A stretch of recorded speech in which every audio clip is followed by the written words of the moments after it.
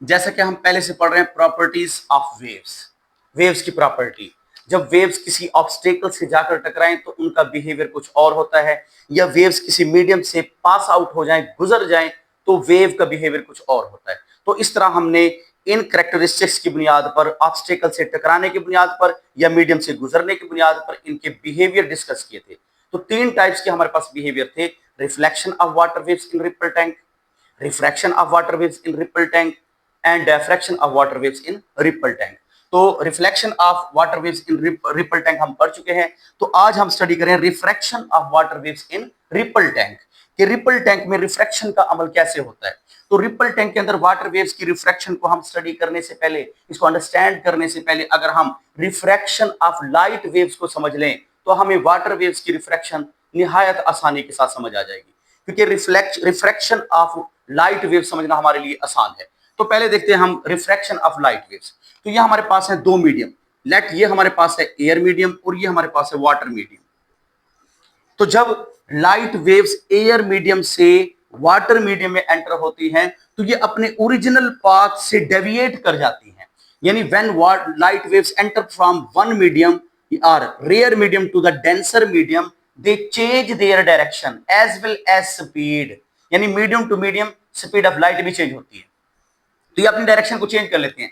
और ये भी कह सकते हैं हम, जब रेयर मीडियम से डेंसर मीडियम में एंटर हो तो light waves bend towards the normal, ये नॉर्मल की तरफ आ जाती है। लेकिन अगर हमारे पास लाइट, यहां पे हमारे पास वाटर हो और यहां पे एयर हो, तो डेंसर मीडियम से जब लाइट वेव्स या रेज एयर मीडियम में एंटर होंगी तो ये नॉर्मल से अवे चली जाती हैं।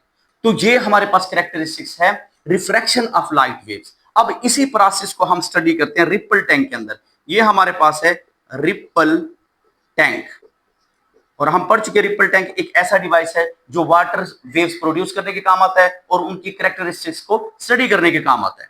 तो ये हमारे पास है रिपल टैंक। इस रिपल टैंक में हम दो मीडियम कंस्ट्रक्ट करेंगे। ये जो मीडियम नजर आ रहा है, जहां पर मैंने लिखा शैलो और दूसरा ये डीपर, ये दो पार्ट हमने बना दिए। जब हम रिपल टैंक के अंदर एक साइड पर जहां पर शैलो लिखा है, वहां पर अगर हम एक ब्लॉक सबमर्ज कर दें तो ब्लॉक के ऊपर की सतह का, तो ब्लॉक के ऊपर की सरफेस का जो पानी होगा उसकी डेप्थ कम होगी, जबकि डीपर की डेप्थ जाहिर है इसके नाम से ज्यादा होगी। तो यहां पे हमारे पास दो मीडियम बन गए। अब जब हम ट्रिपल टैंक के वाइब्रेटर को वाइब्रेट कराएंगे तो यहां से straight lines water waves produce होंगी और ये सीधी मूव करेगी। जब ये वाटर वेव्स डीपर मीडियम से शैलो मीडियम में एंटर होती हैं या फास्टर मीडियम से स्लो मीडियम में एंटर होती हैं, तो ये अपनी डायरेक्शन को चेंज कर लेती हैं। हालांकि इनकी डायरेक्शन क्या थी, स्ट्रेट थी, तो यहां से ये बेंड कर गई, ये अपनी डायरेक्शन को चेंज कर लेती है। तो इसका मतलब जब ये फास्टर मीडियम से स्लो मीडियम में एंटर हुई तो इन्होंने अपनी डायरेक्शन को चेंज किया। तो यहां से ये बात हमारी क्लियर होती है, जब स्पीड का डिफरेंस क्रिएट हो जाए, जब वाटर वेव्स एक मीडियम से दूसरे मीडियम में एंटर हो रही हो और स्पीड का डिफरेंस मौजूद हो, तो इस डिफरेंस की वजह से वाटर वेव्स बेंड कर जाती हैं। इसे हम कहते हैं रिफ्रैक्शन ऑफ वाटर वेव्स। तो यहां पे आपको नजर आ रहा होगा, यहां पे जब हमारे पास डीपर वाटर के अंदर मौजूद था तो यहां की वेवलेंथ ज्यादा थी, और जबकि शैलो वाटर के अंदर वेवलेंथ कम है। और इसी तरह हमारे पास डीपर वाटर के अंदर स्पीड ऑफ वाटर वेव ज्यादा है, और जबकि शैलो वाटर के अंदर स्पीड ऑफ वाटर कम है। और इसी तरह यहां पे डायरेक्शन, इसी तरह हम ये भी कह सकते हैं रिफ्रैक्शन ऑफ वाटर वेव्स में ये, या रिफ्रैक्शन ऑफ वाटर वेव्स उस वक्त अकर होती है जब वाटर वेव्स या कोई भी वेव हो अपनी डायरेक्शन को चेंज करे।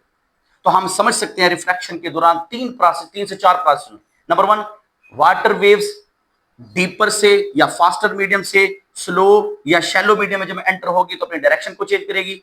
यहां पे स्पीड चेंज हो जाती है, वेवलेंथ चेंज हो जाती है, और फ्रीक्वेंसी कांस्टेंट रहती है। मतलब जब डीपर से स्लो वाटर में जाएगी तो यहां पे डायरेक्शन चेंज होगी, यहां पे स्पीड कम हो जाएगी।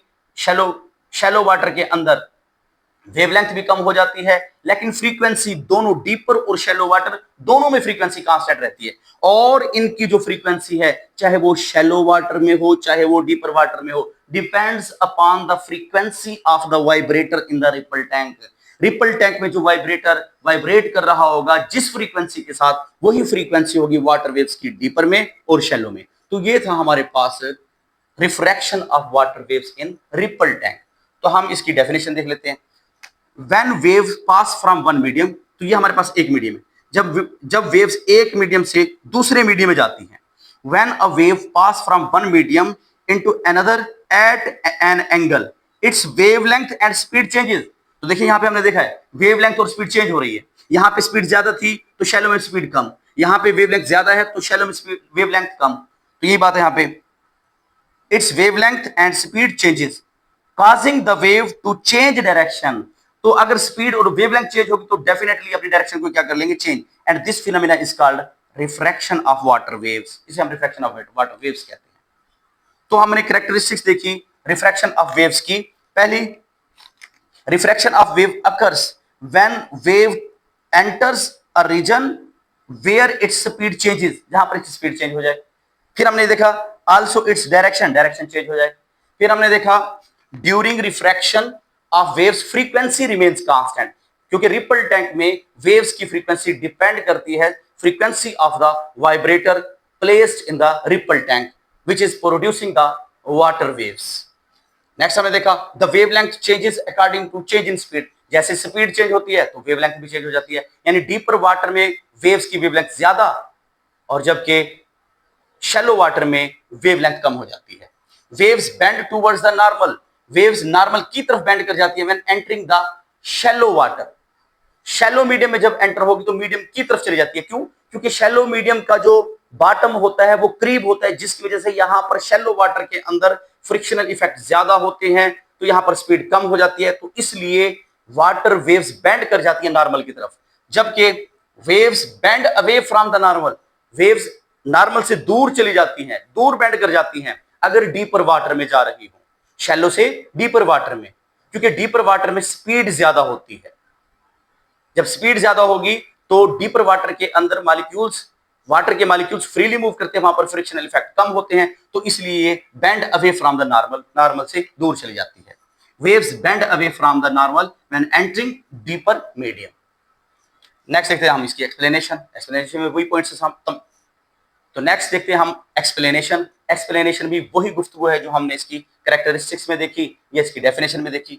Water waves slow down when they enter a shallow region, जब ये शैलो रीजन में जाती है ये स्लो डाउन हो जाती है, इनकी स्पीड कम हो जाती है। As they slow down they bend, जैसे ये स्लो डाउन होगी, एज दे स्लो डाउन, जैसे ये स्लो डाउन होते हैं, स्लो होती है, दे बेंड, ये बेंड कर जाती हैं। This bending is called refraction, इसे हम रिफ्रैक्शन कहते हैं। ड्यूरिंग रिफ्रैक्शन, अब हमने देखा रिफ्रैक्शन के दौरान स्पीड चेंज होती है यानी डिक्रीज कर जाती है, डीपर में स्पीड ज्यादा होती है, शैलो में स्पीड कम हो जाती है।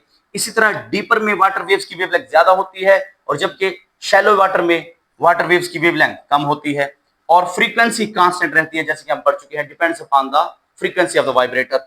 Water waves travel faster in deeper water, deeper water में जैसे कि हमने पढ़ा वाटर वेव्स फास्टर मूव करती हैं और शैलो में स्लोअर।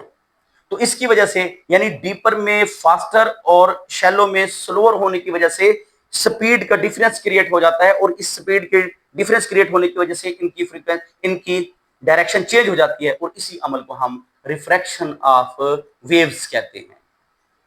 देख लेते हैं the difference, this difference in speed causes a change in the direction which is called refraction, इसे हम रिफ्रैक्शन कहते हैं। तो ये थी हमारे पास सेकंड कैरेक्टरिस्टिक्स या सेकंड प्रॉपर्टी ऑफ वेव्स जो कि है रिफ्रैक्शन।